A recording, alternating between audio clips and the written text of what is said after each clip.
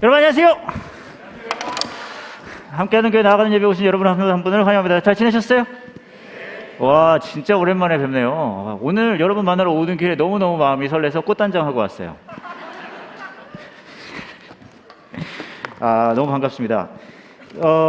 교회 소식을 몇 가지 전해드리도록 하겠습니다. 먼저 첫 번째로는 벤치는 저희 교회 이제 청년부를 얘기하는 거예요. 벤치에서 여름 캠프가 8월 12일부터 14일까지 강원도로 여름 캠프를 떠난다고 합니다. 그래서 14일 일요일에는 캠프로 인해 벤치 소그룹 없다고 하고요. 혹시 소그룹 문의해 주신 분들은 교회로 연락을 주시면 될 것 같고요. 제가 이제 여름 사역에 대해서 이렇게 소개를 하면은 알아요. 여러분 마음속에 막 스물스물 마음이 올라오시잖아요. 그렇죠? 얘네 이 한여름에 여름 캠프하고 그러면은 아이스크림이라도 막 사주고 싶은 마음이, 그렇죠? 막 눈빛을 보니까, 여러분 눈빛을 보니까 막 스물스물 막 올라오는데 억지로 그걸 누르고 계세요 지금 막. 뭘 또 너까지 나서 주세요. 괜찮아요. 네, 그리고 여러분 좀 늦었어요. 왜냐하면 어린이 캠프는 끝났고요. 청소년 캠프는 제주도로 오늘 떠났습니다. 하지만 청년들이 남아 있습니다. 신에게는 아직 12명의 청년이. 그래서 혹시 여러분 중에 얘네 우리 청년부들 동해안에 여름 캠프 가는데 하더라도 이 더운 날 하면은요, 우리 정호태 목사님한테 이렇게 찝적대 주시면 감사하겠고요. 제가 오랜만에 왔으니까 하시면 우리 정호태 목사님 어디 계시지 않나요? 저기 있습니다. 저분이 정원택님이십니다. 저기 보이시죠? 박수 한번 주세요. 끝나고 나가실 때 입구에서 정원택을 찾아주세요. 그래서 아이스크림이라도 이렇게 도와주시면 감사하겠고요. 그 다음에 사진팀을 저희 모집한다고 해요. 그래서 우리 여러 가지 사진 이런 거 찍으려고 하는데, 그럴 수 있어요. 여러분 중에 나는 사진에 관심은 있는데 실력이 부족해요. 그런 건 교회에서부터 시작하는 거예요. 그러니까 여러분 중에 나는 해보겠다 하시는 분들은 함께 해주시면 감사하겠습니다. 그렇게 말씀을 드리고요. 광고는 저 정도까지 드리면 될 것 같고, 제가 이제 이달에 이제 무슨 이야기를 할 건지를 소개하기 전에 제가 확인한 바로는 서울 경기 지역부터 해가지고 지금은 교회 안에서 설교자에 한해서 마스크를 벗어도 된다 그러더라고요. 그리고 제가 보니까 여러분들이 다 마스크를 쓰고 계시잖아요. 그리고 치사율도 현재 코로나가 그렇게 높진 않고, 그리고 현재 저희 교회 스텝 중에선 거의 저만 안 걸리고 있어요. 이렇게 보니까 다른 사람들은 다 걸려서 쉬고 오더라고요. 그리하여 오늘 제가 담대히 마스크를 벗겠습니다.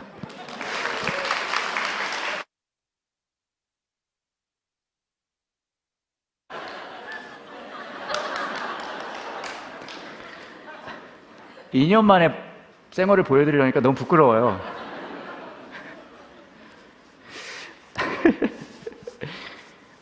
제가 요즘에 아무래도 이 팬데믹 끝나가는 상황이다 보니까 저희 교회 분들하고도 식사도 하고 그러거든요. 근데 이제 오랜만에 만난 분들, 오늘도 오랜만에 만나는 분들이 너무 많은 거예요, 교회에. 근데 이제 식사 같은 걸 하면 마스크를 벗게 되잖아요. 근데 막 그러시더라고요. 성희 목사님 글쎄 늙었다고. 보면은 저한테는 그런 말을 그냥 막 하세요. 요한 목사님한테 못 하시면서. 그래서 저는 마음으로만 생각해요. 직접 말하진 않고. 댁도 많이 늙었습니다. 근데 바라기는 얼른 다 마무리가 돼서 여러분도 생활을 다 볼 수 있는, 서로 덕담하는 거죠. 너도 많이 늙었다. 너도 만만치 않다. 그런 날이 속히 왔으면 좋겠고요. 이번 한 달 동안은 저희가 화가 난다라는 주제로 화나는 얘기들을 좀 해보려고 합니다. 화나는 얘기를 좀 할 거고요. 예레미야에 나오는 이야기를 가지고 이제 이야기를 나눠보려고 하는데요. 그래서 뭐 하나님이 화난 얘기, 우리가 화나는 얘기, 뭐 기타 등등 그런 화나는 얘기 할 거예요. 그래서 이제 오늘은 그 첫 시간인데, 같이 볼 오늘의 이야기는 예레미야 7장 13절부터 23절입니다. 아마 화면에도 나오죠? 오랜만에 저와 여러분이 한 절씩 태그 매치로 읽어보도록 하겠습니다. 너무 신나지 않아요? 가겠습니다. 나 여호와가 말한다. 너 이스라엘 백성은 온갖 악한 짓을 저질렀다. 내가 부지런히 너희에게 말하고 또 말했지만 너희는 듣지 않았다. 내가 너희를 불렀지만 너희는 대답하지 않았다.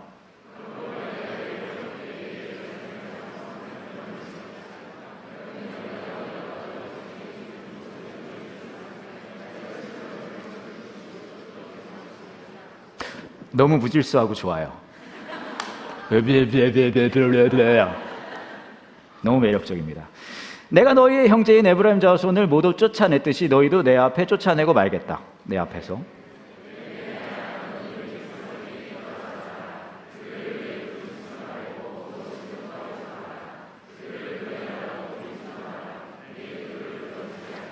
그들이 유다의 여러 마을에서 하는 짓을 너는 보지 못하느냐? 그들이 예루살렘의 여러 거리에서 하는 짓을 너는 보지 못하느냐?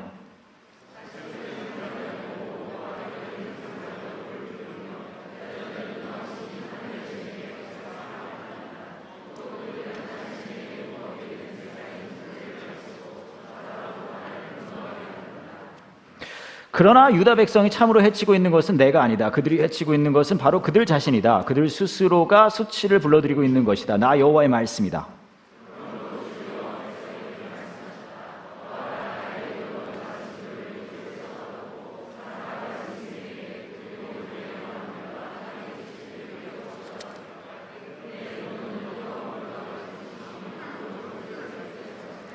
만군의 여호와 이스라엘의 하나님께서 이렇게 말씀하셨다. 너희는 가서 마음껏 번제물과 화목제물을 바쳐보아라. 그리고 바친 제물의 고기를 너희가 먹어라. 내가 너희 조상들을 이집트 땅에서 이끌어내던 날에 이거 여러분이 읽어야 되는군요. 오랜만에 하니까 헷갈리네요. 내가 시작.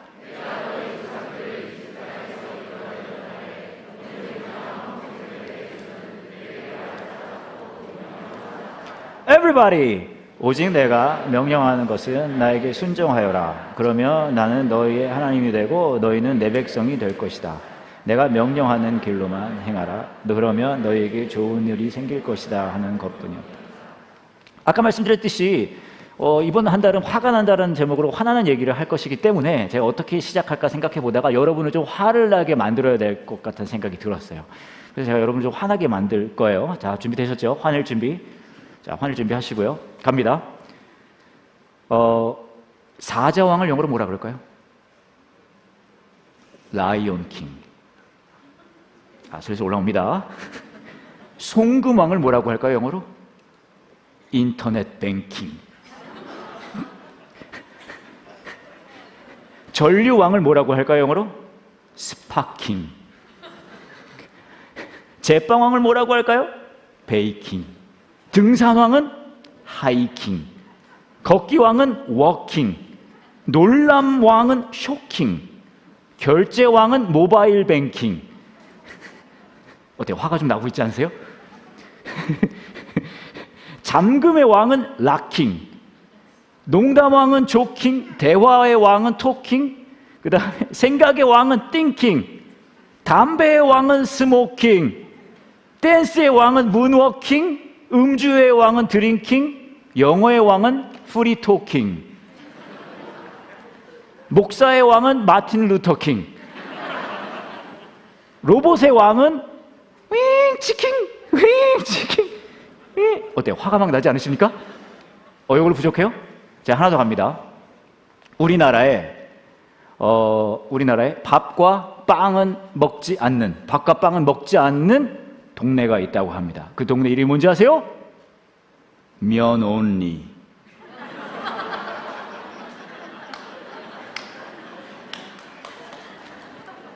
몇 분은 못 알아들으신 것 같아요.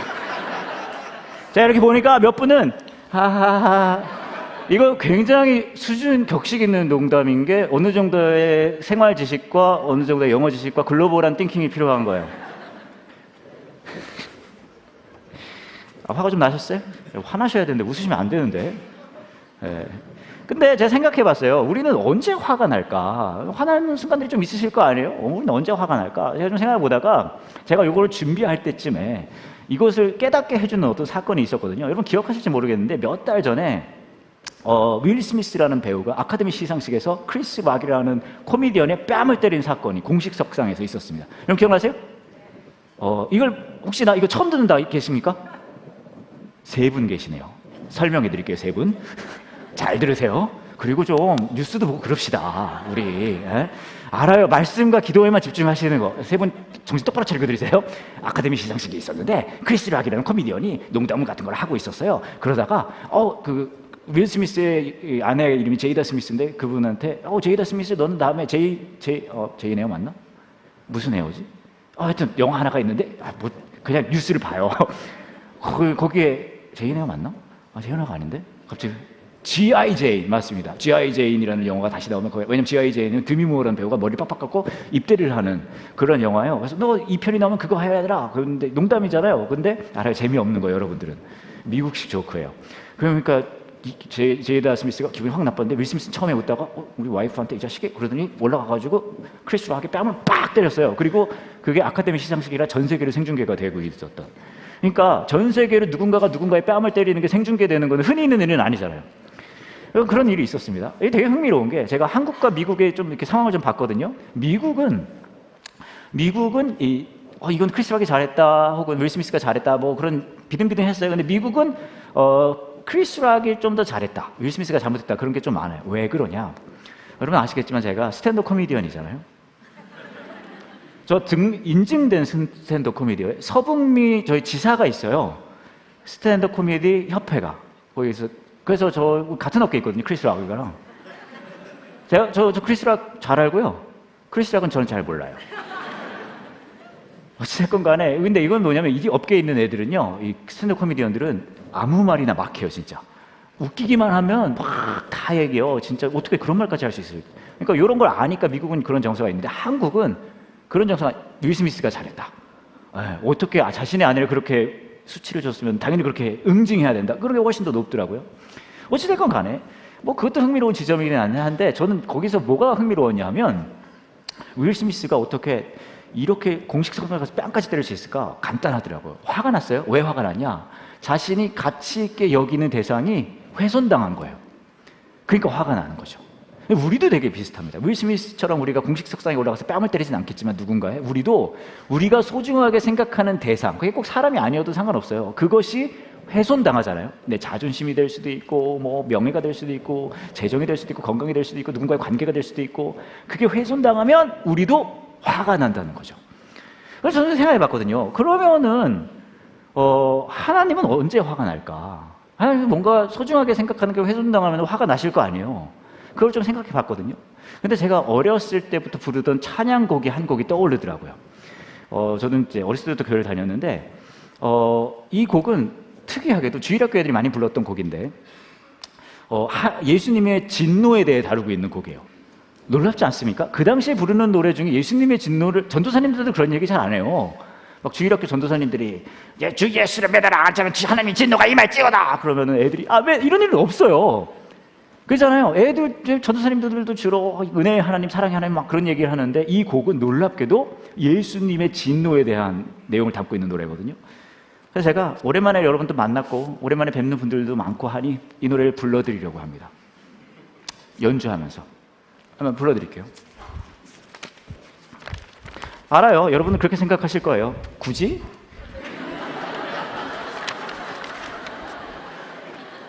그렇게까지? 뭐 그렇게 생각하시겠죠. 잠깐만요. 이거 조율을 한 게 맞나요? 여기 약간 튀는 것 같은데?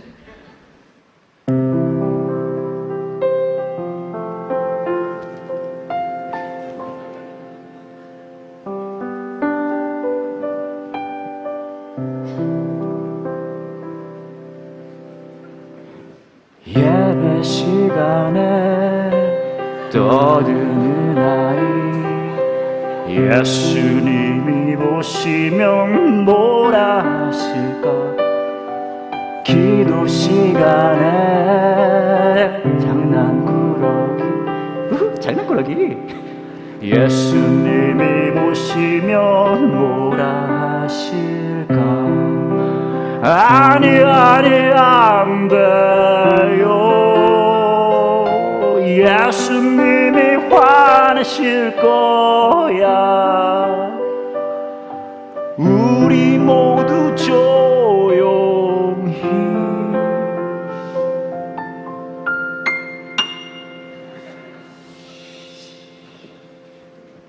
성경 말씀 잘 들을래?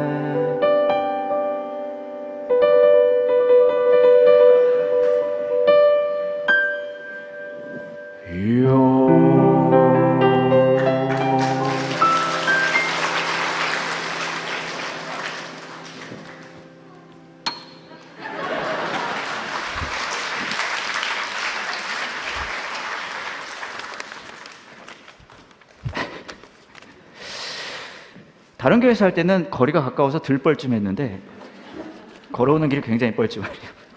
이 노래 여러분 아세요? 이 노래가 불러보신 분들도 분명히 계실 텐데 이 노래의 핵심이 뭐냐 하면 예수님이 화를 내는데 언제 내냐 하면 예배 시간에 떠들거나 기도 시간에 장난꾸러기면 예수님이 화낼 거라는 얘기예요. 그죠? 예수님의 진노에 대한 이야기를 담고 있는 굉장히 계시록적 이야기입니다.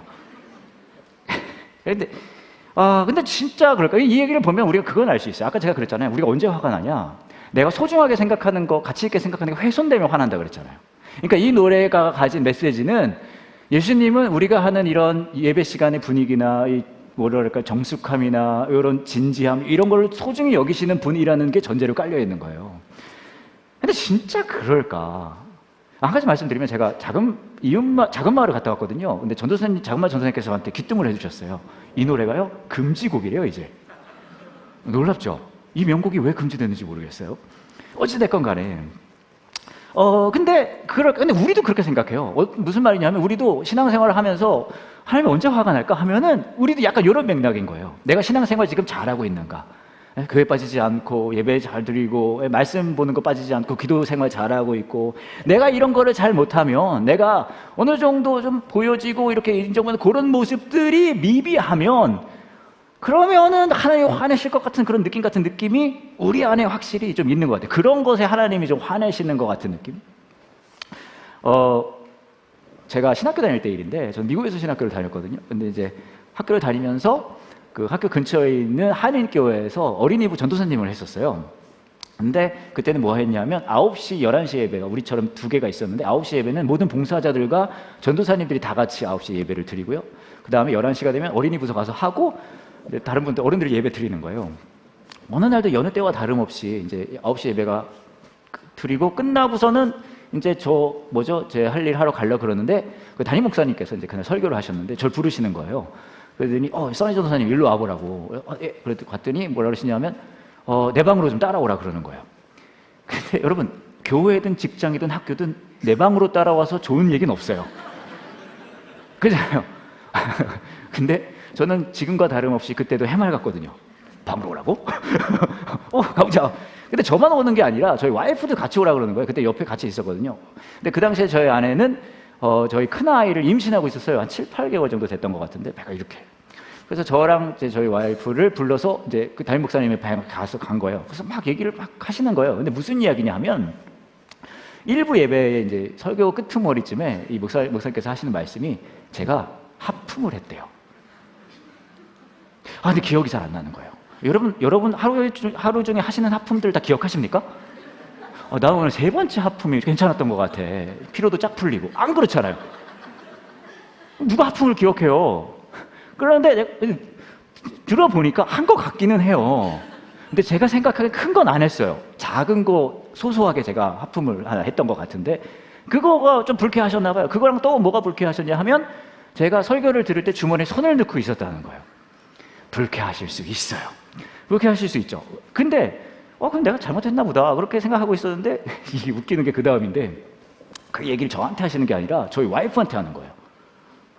뭐라고 하시냐면 이제 7, 8개월 임신한 저희 와이프한테 우리 서주 선생님 오늘 하품도 했고 뭐 이것도 했고 막 얘기하시는 거예요. 왜 그러시냐? 여러분 이거 좀 이해하실 수 있으실지 모르겠는데 뭐랄까 제가 그 당시 이제 애들은 다 영어만 하거든요. 미국 그 이민교회는. 그러니까 제가 걔들한테 영어로만 할 거 아니에요.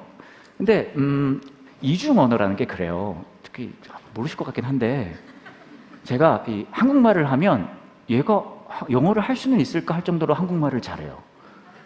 그래서 제가 영어를 하면 얘가 한국말을 할 수 있을까 할 정도로 제가 영어를 모르시죠? 이걸 제가 설명해서 뭐해? 참. 설명하고 싶은데. 그래서 이분이 어떤 생각을 했냐 하면 제가 한국말을 못한다고 생각하시는 거예요. 그래서 제가 전 심지어 한국말로 말씀드렸죠. 목사님 저 한국말 잘해요. 그때 목사 애쓰지 말라고. 애쓰지 왜?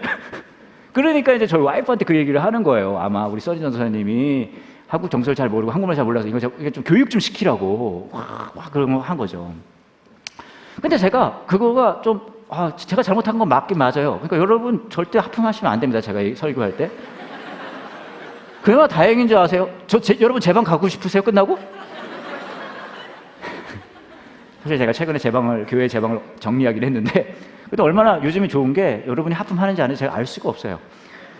주머니 손 넣지 마요. 넌 또 주머니 손 넣는다? 제가 잘못한 거 맞는 것 같아요. 근데 제가 곰곰이 그걸 10여 년을 묵상해 봤어요.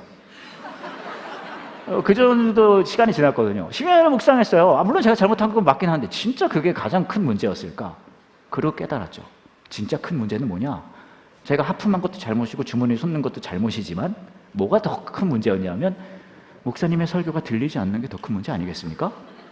네? 목사님 지금 보고 계시면 들으시라고요. 안 보실 거라 하는 얘기예요. 근데 그렇잖아요. 우리는 그 목사님만이 우리가 그렇게 생각해요. 우리의 태도나 우리의 자세나 우리 보여지는 것들이 굉장히 중요하다고 생각한단 말이죠. 그리고 하나님한테도 그게 중요할 거라고 생각해요. 근데 실제로 그럴 것인가? 오늘 이야기를 보면 하나님이 되게 화가 많이 나 있어요. 진짜 으악! 그리고 왜 화가 나는지를 얘기를 해주세요. 근데 이런 것 때문이 아니라고 말씀하신다는 거죠. 13절에 보면 이렇게 얘기해요. 나 여호와가 말한다. 너 이스라엘 백성은 온갖 악한 짓을 저질렀다. 뭔가 나쁜 짓 했다는 거예요. 뭘 잘못했습니까? 내가 부지런히 너희에게 말하고 또 말했지만 너희는 듣지 않았다라는 거예요. 듣지 않았다. 내가 너희를 불렀지만 너희는 대답하지 않았다. 그러므로 보세요. 내가 예외를 받기 위해 예루살렘에 정한 성전을 멸망시키겠다. 그러니까 형식과 그거 갖추기 위해 만든 그거 다 없애버리시겠다는 거예요. 왜요? 니들 다 당최 아무리 그런 거 잘하면 뭐해? 니들 내 말을 듣지를 않는데. 너희는 내가 너희와 너희 조상에게 준 성전을 의지했지만 그 형식이나 보여지는 거나 그걸 의지했다는 거예요. 내가 실로를 멸망시켰듯이 그것도 멸망시키겠다. 하나님이 화가 난 거는 너희들이 예배를 형식 있게 똑바로 드리지 않았다. 그것 때문에 화가 난 게 아니에요. 니들은 그게 전부라고, 그게 중요하다고 생각하는데 진짜 중요한 건 니들이 내 얘기를 듣고 있지 않다는 거야 라는 거죠. 근데 우리도 그렇다는 거예요. 우리 삶 속에 우리가 하나님이 진짜 중요하게 생각하는 거는 우리가 예배 잘 드리고 그리스도인들의 모범을 보이고 여러분 그거 열심히 하실 거 아니에요. 하루에 막 48시간씩 기도하실 거 아니에요. 그죠? 이거 뭐해? 웃지도 못하고 부정도 못하고 네, 여러분 막 말씀도 열심히 보실 거 아니에요. 막 화장실 들어가실 때 성경책 들고 들어가서 통독하고 나오실 거 아니에요. 그것도 중요하지만 진짜 중요한 거 그거 너네 다 하면 뭐하니? 니네 내 얘기를 듣고 있지 않잖아 라는 거예요. 너희들이 내 마음을 알려고 하지 않잖아 라는 이야기를 하고 계신다는 거예요. 얼마 전에 제가 되게 재미난 걸 하나 봤는데 아직 보여주지 마세요. 어떤 아버지가 수험생인 것 같아요. 그 아들한테 시험 보기 전에 톡을 보냈어요. 약간 격려와 응원의 톡을. 그래서 이런 톡을 보냈습니다. 보여주시겠어요? 아들, 오늘 추우니까 옷 든든히 입고 가. 그동안 공부하느라 힘들었지? 결과를 떠나서 자만하지도 말고 절망하지도 마라. 오늘은 끝이 아니라 시작에 불과하다. 수능 긴장 말고 잘 봐. 저녁에 집에서 보자꾸나. 아빠가 언제나 사랑해. 너무 좋잖아요. 그죠? 아빠의 그 따뜻한 마음이 느껴지고 정말 아빠가 아들을 향해서 그 마음이 느껴지잖아요. 아들도 감동했나 봐요. 그래서 톡을 아들이 이렇게 보냈어요. 아빠, 나 아직 고2야.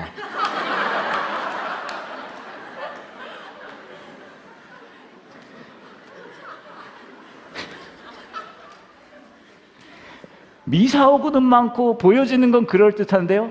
아빠가 아들을 몰라요. 우리도 그럴 때 많지 않아요? 그리스도인으로 산다고 하면서도 우리가 보여지는 건 그럴싸해요. 괜찮은 집사님이고 괜찮은 리더고 예배도 열심히 나오시고 또 오시면 또 이렇게 올곧게 이렇게 앉아 계시고 다 좋아요. 근데 하나님 뭐가 화가 나시냐 하면 너 그거 다 하면 뭐하니? 내 마음을 모르잖아. 그거 다 한다 그래 놓고서는 내 마음엔 크게 관심이 없잖아. 하나님은 그거 제대로 못하는 것보다 뭐가 더 화가 나시냐면 우리가 하나님의 마음을 더 알아가지 않는 것에 더 화가 나신다는 거예요. 아무리 그거 다 잘해도 소용없다는 거예요. 그러면 그 하나님의 마음은 도대체 뭘까요? 대단 복잡한 게 아니더라고요. 오늘 이야기를 보면 그 이야기도 하고 있습니다. 21절과 23절에 이렇게 이야기해요. 만군의 여호와 이스라엘 하나님께서 이렇게 말씀하셨다. 너희는 가서 마음껏 번제물과 화목제물을 바쳐보아라. 니네 그 형식적인 것 좀 치컷 해봐. 그리고 바친 제물의 고기를 너희가 먹어라. 다 해봐. 내가 너희 조상들을 이집트 땅에서 이끌어내던 날에 번제물이나 화목제물에 대해서는 그들에게 말하지도 않았고 명령하지도 않았다. 내가 그거 잘하라고 니네 조상들을 거기서 꺼내보는 게 아니야. 그럼 뭐 하라고요? 23절이에요. 오직 내가 명령한 것은 나에게 순종하여라. 그러면 나는 너희의 하나님이 되고 너희는 내 백성이 될 것이다. 내가 명령하는 길로만 행하라. 그러면 너희에게 좋은 일이 생길 것이다 하는 것뿐이었다. 하나님 아버지의 마음이 도대체 뭡니까? 그거예요. 하나님이 내 하나님이 된다는 것. 내가 하나님 거라는 것을 다시 기억하는 거예요. 저희가 여러분이 이곳에 예배를 드리는 이유가 뭡니까? 여러분은 이곳에 왜 마스크 쓰고 다 앉아 계십니까? 제가 보니까 제가 여러분을 마지막에 봤을 때는요, 사이사이에 노란 딱지가 있었어요. 여러분 그 시절이 기억나십니까? 그 아름답고 적당한 거리두기가 유지되던 그 시절? 근데 지금은 더 많으세요. 그래서 여러분 봐서 너무너무 반갑고 정말 한 분 한 분 다 안아드리고 싶지만 끝나고 전 바로 퇴근할 거예요.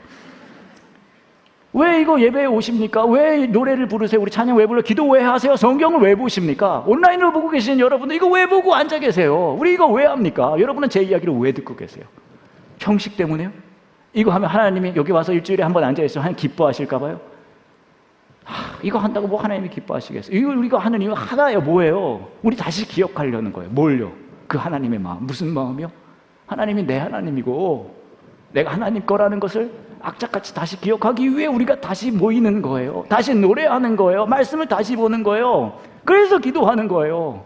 근데 이거 수만 가지를 다 하면서 하나님이 내 하나님이라는 것을 내가 공감하지 못한다면, 내가 하나님 거라는 것을 놓치고 있다면 이게 무슨 소용이 있냐는 거죠. 기억하라는 건 그거죠.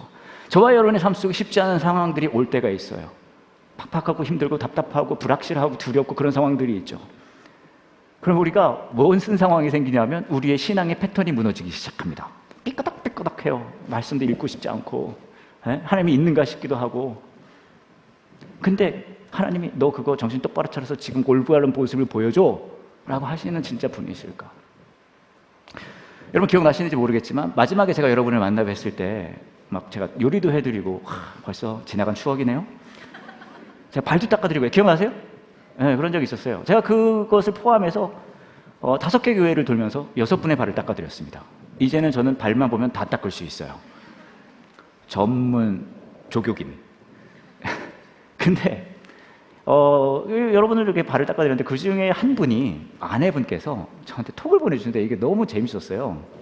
제가 사실 다 닦아드리면서 재미삼아 그렇게 얘기했거든요. 제가 다 닦아드린 다음에 양말을 하나씩 선물을 특별한 걸 해드렸어요. 뭐 기억나실지 모르겠지만. 그러면서 재미로 그렇게 말씀드렸거든요. 이거 제가 특별히 집사님 위해서 준비한 거니까 벗으시면 안 돼요. 그리고 제가 다 신겨드렸어요. 그리고 그러던 어느 날 이제 그 한 집사님 발을 닦아드리고 그날 저녁에 그 아내분께서 저한테 톡을 아까 말씀드렸듯이 보내주셨는데 이렇게 보내주신 거예요. 보여주세요. 목사님이 하루 종일 신고 있으라고 하셨다고 안 벗고 있네요. 저녁 7시 11분입니다. 그래서 제가 하하하 고맙습니다. 각선미가 확 살아나는데요 라고 톡을 보내드렸습니다. 이거 뭡니까? 말씀의 능력이 있는 거죠. 벗지 말라 하심에 벗지 못하더라.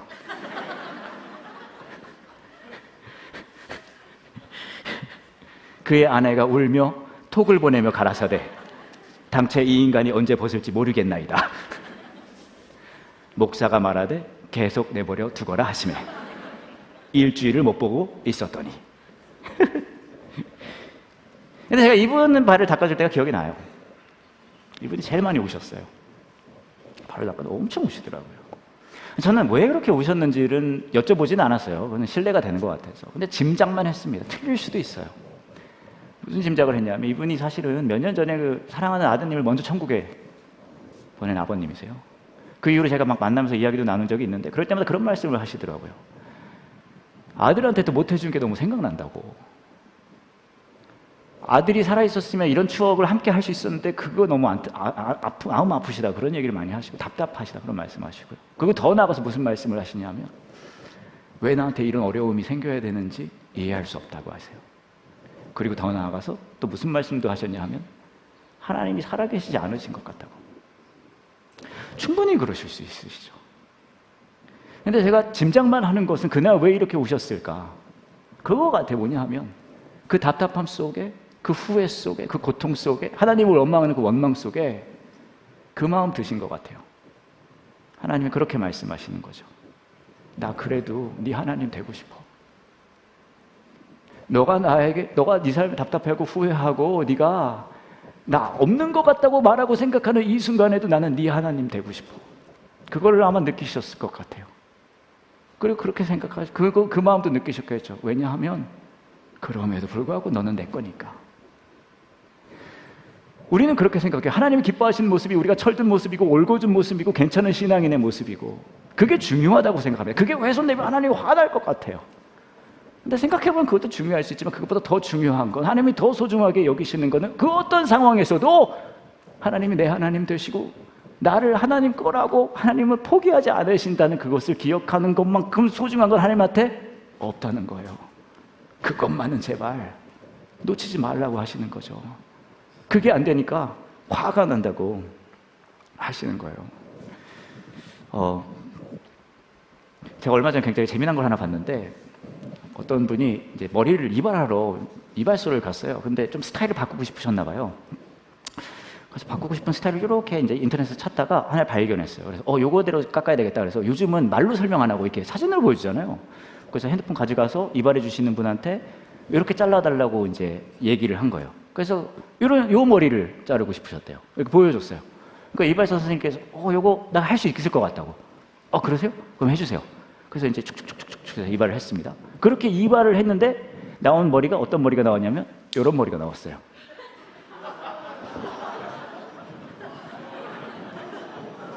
이게 더 힘든 것 같지 않습니까?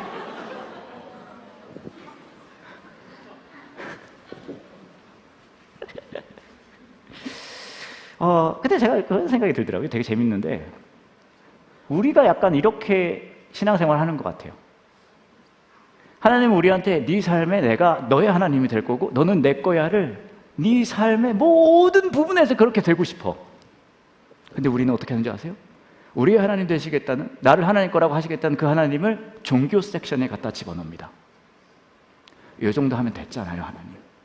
요거 알아요, 이거 중요하게 생각하시는 거. 그래서 내가 요 섹션에서 최선을 다하고 있습니다. 근데 하나님 그게 화가 나세요. 아니, 그렇게 종교적인 거 말고 네 삶의 모든 부분에서 내가 네 하나님 되고 싶다고. 네가 괜찮아 보이는 그 부분만 말고 너가 고통스러워하고 답답하고 힘들어하고 불확실해하고 두려워하는 거기서 네 하나님이 되고 싶다고. 왜냐하면 일요일 아침에 여기 와서만이 네가 내 거가 아니라 그 고통과 아픔과 답답함 속에서도 너는 내 거니까. 그리고 그 하나님의 마음을 알기를 원하신다는 거예요. 제가 안식년 갔을 때 했던 것 중에 예전에 한번 말씀드린 적이 있는데 제가 그 지역 교육청에서 통역을 했었어요. 그럼 뭐냐 하면 학교에서 한국인 학부모님들과 미국인 선생님이 만나서 아이들에 대해서 이야기하면 언어의 장벽이 있을 수 있을 때 그 지역 교육청에서 저는 공증된 통역이거든요. 이거 아실지 모르겠네, 이것도. 설명하고 싶은데. 대충 들어요, 그러면. 느낌만 보시라고요. 그래서 보내는 거예요. 그럼 제가 이제 중간에서 통역을 해주는 겁니다. 근데 주로 어떤 상황이냐면, 이제 아이가 한국 가정에서 크니까 한국말만 할 거 아니에요. 그러다가 미국 학교에 들어갑니다. 그럼 그거 영어 하잖아요. 얘가 못 쫓아가요. 그럼 선생님은 뭐 당연하게 상식적으로 얘가 조금 다른 문제가 있을 수도 있다는 생각을 하는 거예요. 그러면은 이제 뭐 하냐면 학부모를 불러서 그걸 확인하고 싶은 거죠. 근데 문제는 이 학부모들은 무슨 얘기를 듣게 되냐면 네 아이가 정상이 아닐 수도 있어. 이 이야기를 들으니까 이제 그때 제가 들어가는 거예요. 근데 저는 그런 신념이 있어요. 제가 통역을 가끔 하는데 제 통역의 신념은 진짜 좋은 통역은요. 정보만을 전달하는 게 아닙니다. 그 마음을 전달해야 돼요. 좋은 통역이니까요. 그럼 딱 가서 이제 학부모가 있고 선생님이 있는 거예요. 그러면 이제 선생님이 이제 얘기를 하는 거예요. 네 아이가 요즘에 못 쫓아오고 있다. 그래서 네 아이가 좀 문제가 있을 수도 있다는 생각이 든다. 그래서 저는 그 마음, 염려하는 마음을 그대로 전해요. Your kid, no following, problem. 그럼 부모들이 확 화를 냅니다. 아니, 문제는 무슨 문제냐? 우리 애는 문제가 없다. 선생님이 가르치는 게 문제 아니냐? 그럼 저 그 마음 그대로 선생님한테 얘기를 합니다. My kid, no problem, you problem. 그럼 선생님이 당황을 해요. 그러면서 내가 왜 문제가 있냐? 너희 집에서는 네 아이들이 확실히 잘 키우고 있는 게 맞냐? 그러면 제가 그 마음 그대로 Me no problem, you problem home. 그럼 또 학부모가 더 화가 나가지고 우리 애를 우린 그렇게 키우죠. 우리 애는 진짜 천재다. 내 생각엔 너가 문제인 것 같아. 그럼 그 마음 그대로 또 얘기하는 거예요. My kid, genius, you stupid. 그러면은요, 이게 감정이 격앙되기 시작하면서 막 날선 공방이 오가고, 그렇게 되면 어떤 일이 벌어지냐면 원래 20분 약속되었던 시간이 1시간 반이 되는 거예요. 그럼 저는 돈을 더 벌 수 있어요. 한번 나갔는데 좀 물 들어올 때 놓쳐야 될 거 아니겠습니까? 그게 진짜 흥미로운 거 뭔지 아세요? 1시간 반에 그 난장판이 끝나고 나면 부모님들이 저한테 그러는 거예요. 우리 통역 선생님 와보시라고. 그러면 저는 이제 두려워요. 저는 누가 끝나고 뭐라 그런 거에 대한 두려움이 있어요. 그래서 10여 년을 묵상합니다. 가면은 학부모들이 뭐라 그러냐면, 우리 통역 선생님 이렇게 해주시는 걸 보니까 이렇게 뭐라 그럴까, 굉장히 격식도 없고 예의도 없고 못 배우신 분 같다고. 그런데 그렇게 말씀하세요. 그런데 그 전에도 다른 통역 선생님들이 오셨었는데 이렇게 속이 시원해 본 적은 없다는 거예요. 이건 이게 욕인지 칭찬인지 알 수가 없어요.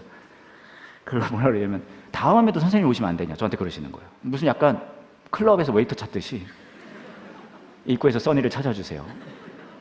그래서 저는 안식년 끝나고 한국으로 가기 때문에 그건 어렵다. 그분이 그러시는 거예요. 제가 왜 그렇게 느끼셨어요? 그랬더니 이분이 그러시는 거예요. 지금까지 자기 편을 들어준 통역은 없었다는 거예요. 더 놀라운 사실이 뭔지 아십니까? 그리고 선생님이 오라 그래요. 통역 선생님 일로 와보시라고.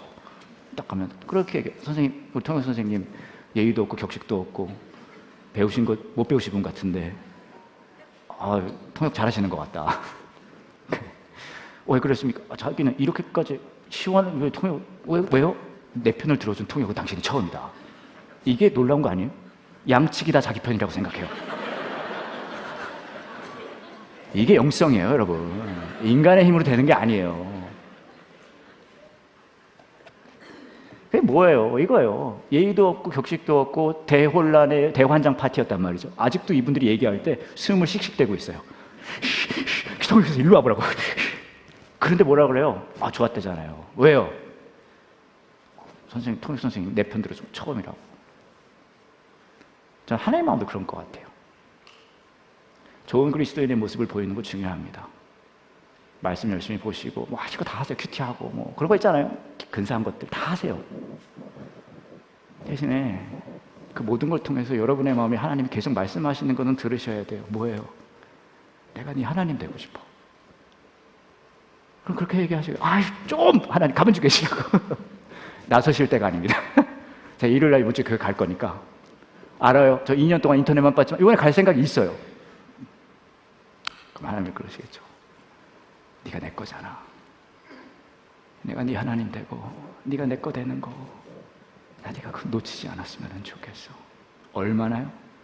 인간의 몸으로 이 땅에 오셔서 수치당하시고 고통당하시고 죽여가는 것을 마다하지 않으신 거예요. 왜요? 난 이렇게까지라도 해서 네 하나님이 되고 싶어.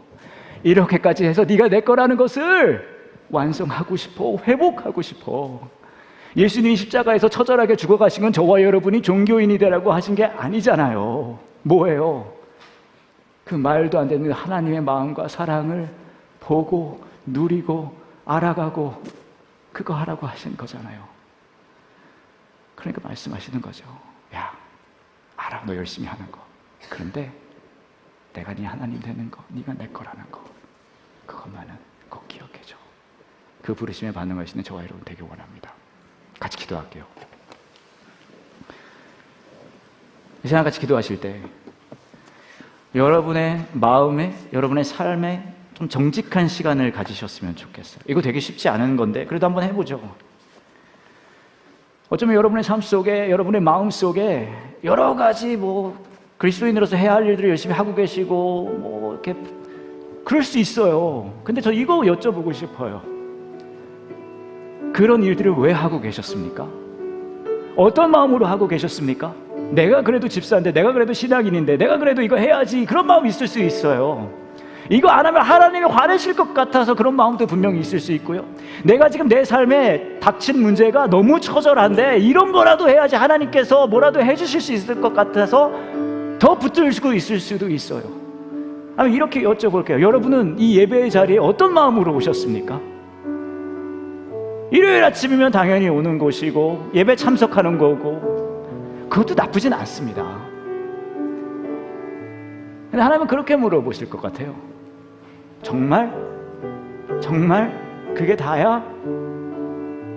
그럼 그렇게 말씀하시겠죠. 우리의 종교적인 대상으로 하나님이 되고 싶으시지 않으시다고요. 우리 삶의 모든 부분에 내가 너의 하나님이 되고 네가 내 거라는 거, 나 그거 너 알기를 원해. 다른 거 다 놓쳐도 돼. 뭐 예배도 빠질 수도 있고 뭐 이거저거 다 그럴 수 있지. 근데 네 삶에 가장 불안하고 힘들고 보여줄 수 없는 그 부분에서 나는 너의 하나님이 되기를 원해. 왜냐하면 네 삶에 그 보여주고 싶지 않은 그 부분에서조차도 너는 내 거니까. 그리고 십자가의 사랑을 보여주실 거예요. 여러분의 마음에. 내가 너를 죽기까지 사랑한 건 너 종교인 되라 그런 거 아니야. 내 사랑을 놓치지 말고 누리라 그런 거야. 너의 그 마음에 하나님이 되고 싶어. 그 하나님의 음성에 귀 기울일 수 있는 이 시간 됐으면 좋겠어요. 이제 함께 같이 기도하겠습니다.